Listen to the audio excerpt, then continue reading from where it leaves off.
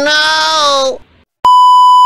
Kapag ganito nga umuwi kami dito sa bukid, ay kila mama nga kami muna natutulog pagdating namin. Dahil ilang linggo rin nga na hindi namin nauwian itong aming bahay. Sabi nga sa amin nila papa na uwian nga daw muna namin dahil nga pagiba na nga itong kusina. Bali ito magilid na nga itong kusina namin at nahihiwa-hiwalay na nga yung mga kahoy-kahoy. Pati nga yung mga dingding ay talagang bumigay na nga. Iwan ko nga pala muna si Kuya Sean doon sa daddy niya sa bayan dahil nga may practice pa siya para nga doon sa gaganaping Mr. and Mrs. School nila. Kaya nga si Shanta lamang yung nakasama ko dito pag-ahon. Ayun, nandun nga na-miss nga siguro makipaglaro sa mga pinsan niya. Talagang humuhuna nga ang bahay kapag hindi nauuwian. Nakita nyo naman na grabe nga ang nangyari doon sa may kusina namin. Talagang pati nga yung bubong ay warwak na. Bago nga talaga ako mag-umpisa maglinis ay lagi ako bumibili muna ng katol para nga mailagay doon sa loob. Lalang, feeling ko pantaboy nga kasi kapag may usok. Dahil hindi nga malabo na may mga as-as na sa gilid dahil nga ang tagal namin na hindi ito nauwian. Pati nga yung lagayan namin nakahoy doon sa may taas ay inaanay na nga. Kaya yung bag ni Kuya Sean ay naanay na. Binaba ko na nga lang yung mga gamit doon sa taas para nga mahanapan ko mamaya ng maayos na lagayan. Bigla ko nga nakita itong uniform ko dati na pinangbuntis ko nga noon kay Chantal. Sadya ko nga talaga to dati para nga komportable ako noon sa trabaho. O sinukat ko nga ngayon na parang wala nga pagkakaiba nung nagbuntis ako at saka yung katawan ko ngayon, ano ba naman yan, ang taba. Yung nakikita nyo ang itim-itim dyan sa may baba, sa may sahig namin, ay yung ink nga pala ng printer ko kanina na natapon. Pati nga yung pa ako ay natapunan. Isa rin nga sa mga inihahon ko dito ay para nga maayos ko yung printer ko. Para nga makabili ako ng cartridge nito at magamit pa nga namin kapag nga maka-payout na kami dun sa aming educational assistant. Medyo may kamahala naman nga kasi mga mamshi yung cartridge ng aking printer dahil nga ito ay old model. So kahit papano nga ay medyo malinis na dun sa loob, kaya ang ginawa ko naman nga ngayon ay nilagay ko nga yung lamesa dito sa may gilid. Dahil lahat nga ng gamit namin dun sa may kusina na pag-iba na ililipat ko na nga dito. Dahil butas